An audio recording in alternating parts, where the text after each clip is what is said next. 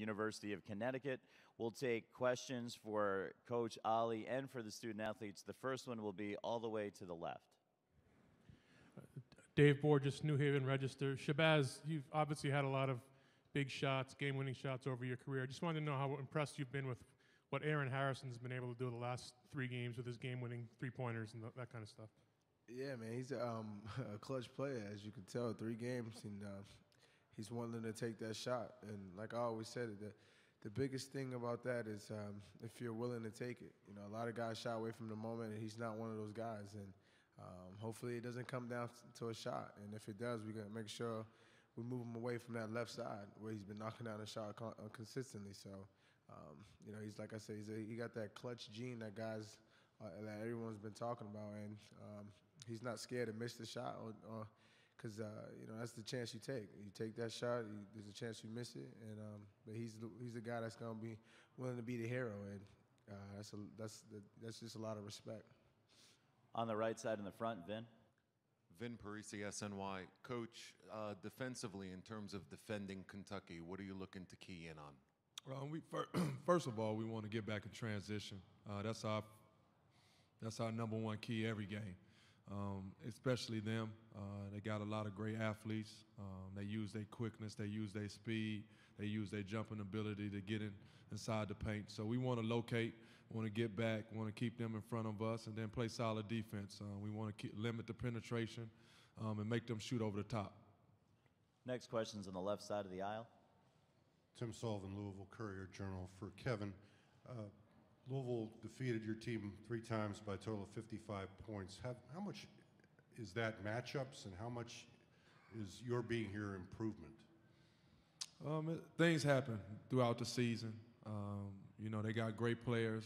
Coach Pitino is a great coach. But, you know, Florida beat Kentucky 3 times. So, I mean, it's all about going out there playing. Each and every day, each and every game is something different. And you got to be able to step up to the challenge. And I tell these guys all the time, you don't play the game, let the game play you. And I thought we did that last night.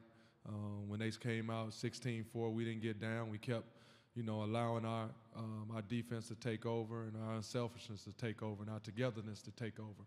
So I thought we built last night, but I thought we built on a lot of ups and downs throughout the season, and that's what great teams do. They take the challenge and they get better from it. So, you know, we want to go out there and we want to win one more game, and that's our only goal. Questions for our student athletes and Coach Ollie on the right side of the aisle. Drew Davison with the Forest Star Telegram. This is for DeAndre and Philip. Kind of what are your guys' impressions of Julius Randle, and what do you think the key to containing him is? Philip, can you take that first? I mean, he's a pretty strong guy. Basically, everything Coach said in the beginning, just try to keep him off the glass. DeAndre. We're not focused on one player. We're focused on Kentucky as a whole. But just when the biggest get it in, just everybody communicating, helping one another, and just always have other bigs back no matter what happens, and box them out and rebound.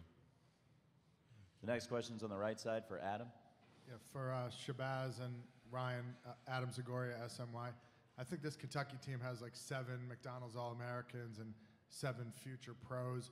When you hear stuff like that, what goes through your mind, and does that give you any kind of added edge or motivation in this game? Ryan first, then Shabazz. Yeah, you know, they All-Americans and they supposed to be future pros. You know, we don't really look into that. It's another game. We're going to go out there and we're going to execute our defensive schemes and play together as you can play UConn basketball. You know, we're not taking it as an extra challenge or nothing like that. You know, they got to lace their shoes up just like we got to. Shabazz. Yeah, just like Ryan said, you know, we all play the game of basketball to compete against the best, and this is one of them games. You know, it's at the end of the day, like Ryan just said, you know, they're gonna throw the ball up in the air.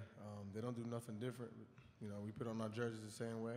You know, they worked hard to get to this point, and we did too. And you know, we're gonna do our best to try to get this W.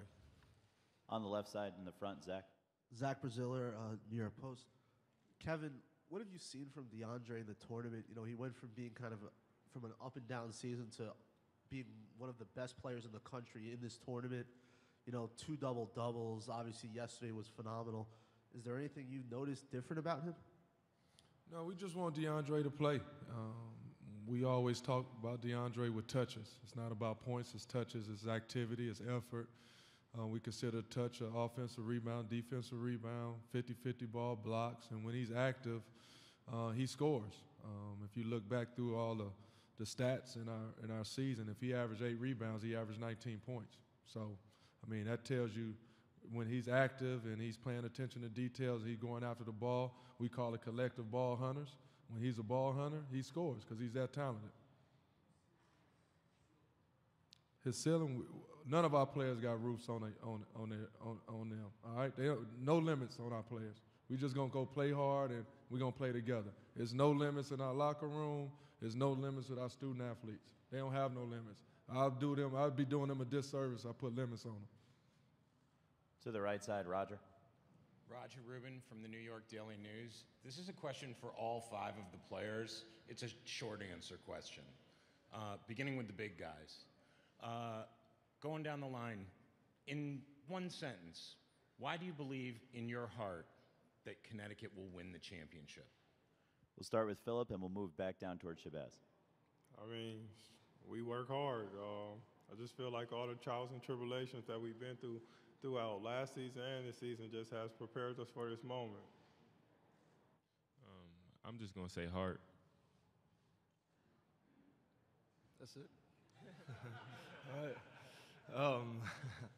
I think we put so much work into it, and didn't start this season. I think it started last season, and just this whole collective group has been through so many down periods that I think we really worked hard for this. Yeah, I mean, they saying everything. They just wrap that all in one. We've been through so much together last year and this year. We work extremely hard. The UConn preseason is probably the worst preseason ever. And, we got a lot of heart and a lot of will. And Coach always told us that this was a special team. And he's been saying it all year. He said it all last year. It's a special team, and we really believe that. And like they said, I just got all the confidence in my guys, and we believe in everything we do. Next question's on the aisle to the right side. Daniel Sardina, Fox Sports. Shabazz, Coach called you basically an unpaid coach at one point, just talking about how much of a leader you are on the court. I was wondering if you could talk about your growth as a player under him and the kind of relationship you guys have had. Yeah, I came in with Coach. When he was the assistant coach, he was a guy that I was always, beside, and we worked out a lot. He did a lot of things for me. When Coach Calhoun was a guy that yelled at you, Coach Ollie was a guy that pat you on your back and, kept you moving forward. And the 4 years we've been together has been tremendous, man. He's been where we all want to be, point guard in the NBA, who's been through a lot, and a guy like that who never, pointing fingers at anybody but himself through all his trials and tribulations, everything he's been through.